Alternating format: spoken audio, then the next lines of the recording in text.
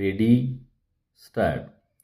Similarly, in the power sector, there has been a 6% growth in power generation, and this improvement has come not because of improved hydel power generation, but because of the improvement in thermal power generation.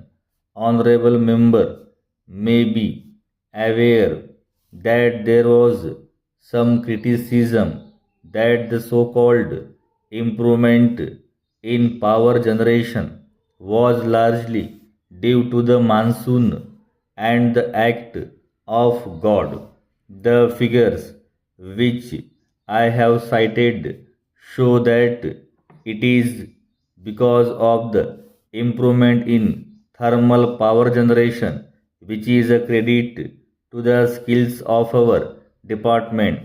Given all these factors, I think that the economy is poised for growth, not at a galloping rate of 10 or 12%, but at a moderate rate of 5%, which we have envisaged under the plan para.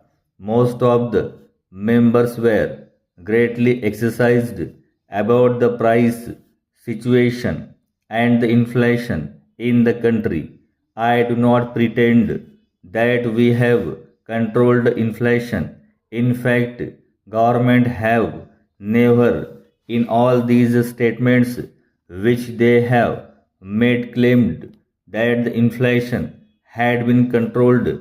We have all the time stated that the pressure of inflation has been moderated and that from a 21% increase in prices, the rate of inflation has come down to 16%. Now, this by itself is not a matter over which we can gloat and say that we have done remarkable things, but the fact that it has taken a reverse trend, the rate of inflation, is a matter on which we can take legitimate pride and also take some little confidence that the future trend of prices will also be of the same kind, the rate of inflation going down further and further para.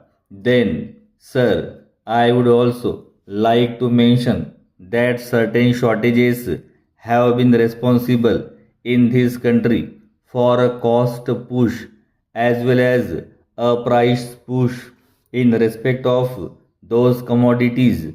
The cost push has arisen because the infrastructure was weak. The plant utilization, particularly the cement, sugar, and some of the other industries, was low, owing to lack of power in many of the industries. The industrial production had gone down. The supply of various commodities in services has been at a lower level, and that is why the push has been there.